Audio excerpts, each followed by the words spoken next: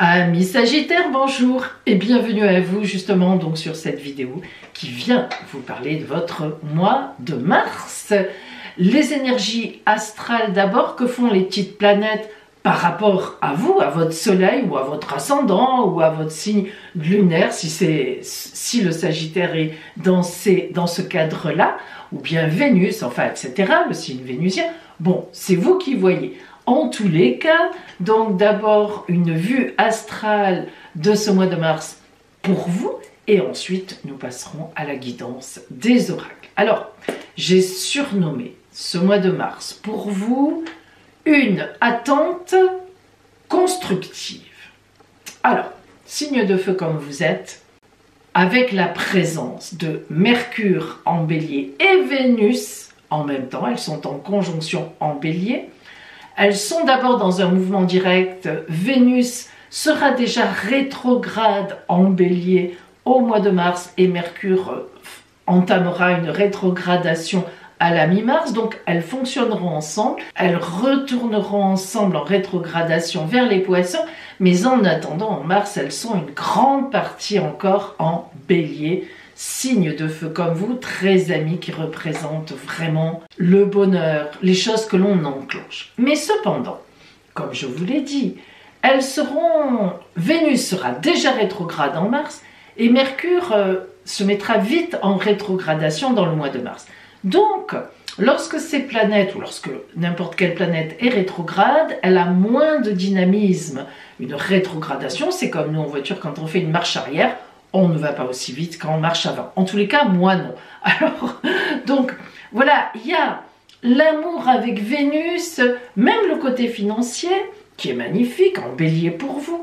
Il y a la communication avec Mercure, fluide. Mais là, le fait qu'elle soit rétrograde, ça étouffe un peu le côté amoureux ou financier, ça étouffe la communication, justement. Alors ça veut dire quoi?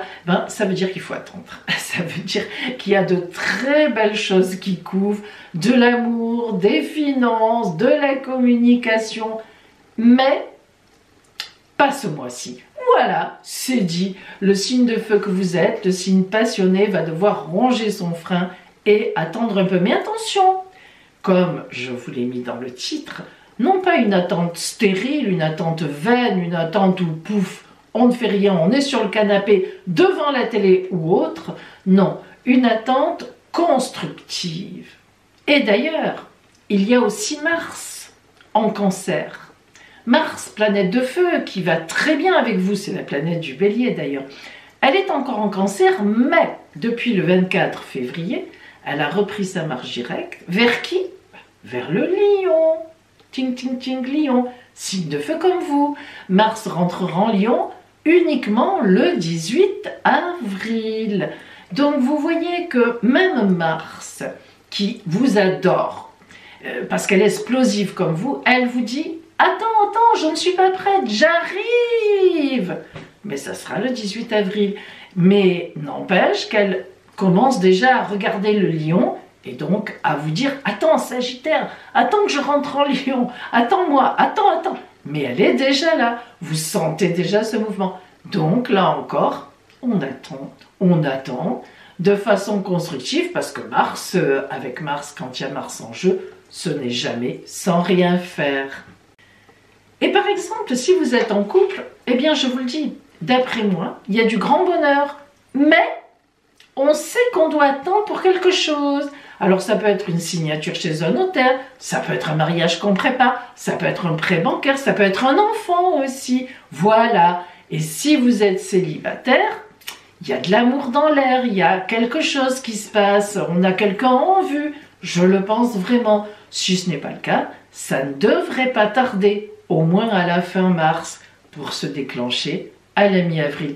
Il y a de très belles choses qui vous attendent, peut-être même financières. Votre point d'attention ce mois-ci, vous avez deviné, je vais être un petit peu lourde comme on dit. Sachez attendre, de façon constructive, préparer, peaufiner, agencer, revoyer. Voilà. Et mi-avril, voire même déjà début avril, ça on en reparlera. Pouf, ça y est, on y est. tout se déclenche. Ben oui, c'est comme ça. Parfois, il faut attendre. Nous allons voir maintenant le côté de la guidance des oracles qui, sans doute, va nous donner d'autres précisions. Amis Sagittaires, allez, on va voir ce que vous avez donc en ce mois de mars qui vient à vous. Et si on regarde déjà d'une façon un petit peu globale, une façon générale, attendez, j'éloigne un peu la caméra. Voilà, vous y verrez un petit peu mieux. Hop, voilà, excusez-moi. Alors, nous avons donc deux arcanes majeurs. Le diable, waouh, et le magicien, c'est-à-dire le battleur. Et puis, on a pas mal de deniers, enfin en tout cas, on a donc deux deniers. Et on a quand même ce 2 d'épée qui est un peu troublant, mais on va expliquer, on va voir. On va monter les lectures. Alors, on commence par cette carte qui représente en fait l'énergie globale extérieure qui sera autour de vous, avec vous, qui vous soutiendra, ou au contraire, qui vous compliquera l'existence. Et nous avons le 5 de trèfle. Alors, cette carte est un peu à double tranchant parce que à la fois elle parle donc d'une position où l'on doit décider de quelque chose. Est-ce que je fais, est-ce que je ne fais pas? Est-ce que je m'embarque avec cette personne ou pas? Est-ce que je vais dans un sens ou dans l'autre? Est-ce que je monte une activité ou est-ce que j'attends un peu? En fait, cette carte, c'est une carte d'attente qui signifie que la réflexion n'est pas totalement terminée. On est dans la constellation de la harpe de Georges et en fait, la harpe de Georges, ça parle d'amour, de sentiments, de tendresse et en même temps d'action à mener pour obtenir quelque chose d'important. Alors, comment on va se sortir de cette situation? Eh bien, par un phénomène d'attente. Vous voyez que cette femme ici, c'est la même. Dans un premier temps, elle a les yeux fermés, elle écoute les conseils. Vous voyez, elle s'inspire elle-même, elle écoute, elle est en attente. Et finalement, ça va déboucher, regardez le beau regard clair qu'elle a vers son amant, vers la personne qu'elle aime ou la personne avec qui elle va faire affaire. Eh bien là, c'est très clair, elle sait exactement où elle est, vous voyez, elle a tourné, elle a changé de position. C'est très important, ça veut dire, Sagittaire, que, en tous les cas, cette carte indique qu'il y a une réflexion à avoir, une attente, une gestation pour peut-être prendre des décisions, sûrement d'ailleurs, hein, importantes par la suite. Alors, on va voir. Vous commencez le mois avec un très beau 10 de denier et un 5 de denier. Et vous voyez, on ne s'est pas trompé, l'oracle ne s'est pas trompé car le 10 de denier, c'est une grande abondance. Ça veut dire que financièrement, dans les possessions, mais même dans l'abondance de sentiments autour de vous, Sagittaire, vous êtes hyper bien placé. Il n'y a pas de problème à ce niveau-là. Et le 5 de denier, figurez-vous que c'est une personne de très bons conseils par rapport à une déstabilisation, par rapport à un choix à faire. Donc vous voyez qu'en vous, au début du mois, les énergies sont une belle abondance, donc il n'y a pas de souci sur vous. Mais en même temps, on voit que vous avez envie, ou tout au moins vous savez très bien, que vous allez avoir besoin de conseils. On a ce sentiment pour aller plus loin, pour faire ce que je veux, tout va bien. Mais voilà, je sens qu'il va falloir que je me fasse conseiller. Votre objectif du mois, c'est une création, une créativité. Le 3 de bâton, c'est vraiment 1 + 1 = 3, faire quelque chose avec quelqu'un, que ce soit en amour, que ce soit dans les activités, dans le travail, en famille, avec un ami ou une amie, bâton, action. Vous avez vraiment dans votre tête un projet avec quelqu'un. Ce qui vient compliquer ce projet, la princesse de denier, c'est en fait, comment dire, un manque d'expérience.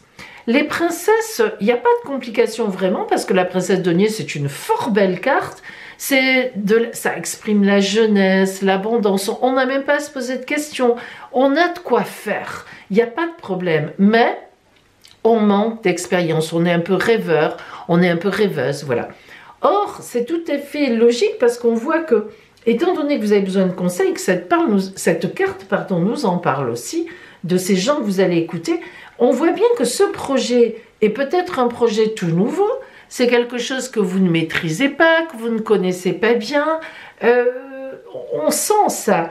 Et donc, voilà, on sent cette nouveauté. C'est ça qui complique un peu ce projet en place. Et le diable, eh bien, le diable, c'est une très grosse énergie qui, justement, va vous aider, puisque c'est du côté des aides, et donc qui va vous permettre de comprendre qu'on ne peut pas faire n'importe quoi, voilà, qu'il faut une certaine expérience, c'est pas assez de travail. Voilà. Le diable, c'est, si vous voulez, quand on veut aller trop vite, on est dans l'émotion, on veut faire, alors on comprend hein, que vous vouliez faire, mais le diable vient vous dire attention, là pour le coup, hein, toute cette volonté, cette chose trop puissante qui sort de toi, il va falloir temporiser tout cela. C'est vraiment, à la fois c'est formidable parce que c'est une belle dynamique, mais à la fois on voit bien que le diable peut vous entraîner à aller trop vite. Nous terminons avec le 2 d'épée. Alors le 2 d'épée, c'est assez personnel. C'est un combat que vous allez mener, et moi je pense qu'on est vraiment là-dessus. Est-ce que j'y vais, est-ce que j'y vais pas?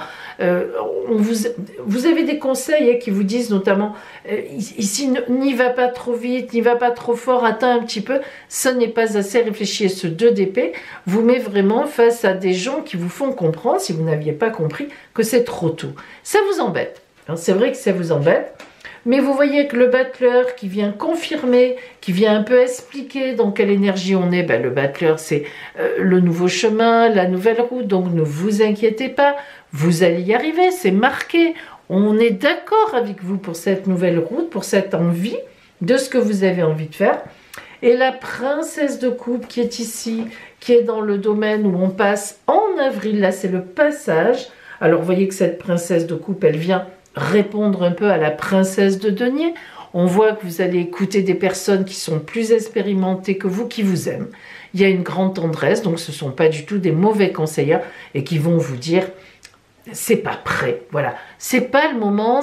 Alors il peut y avoir une question de moment, il peut y avoir une question de finance, effectivement, quoique vous êtes bien placé pour ça, mais justement, on peut vous dire attention, c'est trop tôt, tu vas tout perdre, ça va pas marcher ton truc, etc. Donc cette princesse de coupe qui vous permet, enfin, sur ce passage en avril, eh bien, montre que vraiment, vous allez être aidé et que ce projet verra le jour. Mais pas en mars, c'est trop tôt. On va voir donc maintenant, on va zoomer sur le côté donc strictement relationnel, justement, hein, pour voir un peu donc ce qui vient à vous. Attendez, je vais pousser les cartes. Comme ça, on aura un peu plus de place. Voilà. Alors, donc, ce côté relationnel, qu'est-ce qu'il nous dit?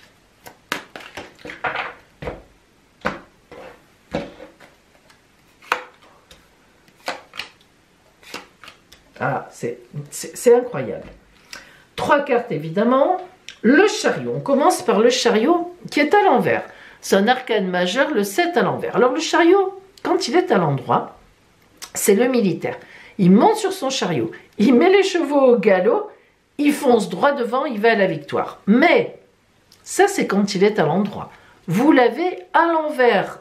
Ça veut dire que relationnellement, des gens vont vous dire « Ne monte pas encore sur le chariot, ne mets pas encore tes chevaux au galop, ne pars pas comme ça, comme un dératé ou une dératée. » Vraiment, on vous dit « Stop, attends, attends. » Vous voyez, c'est vraiment ça. Le chariot à l'envers, c'est le contraire du démarrage.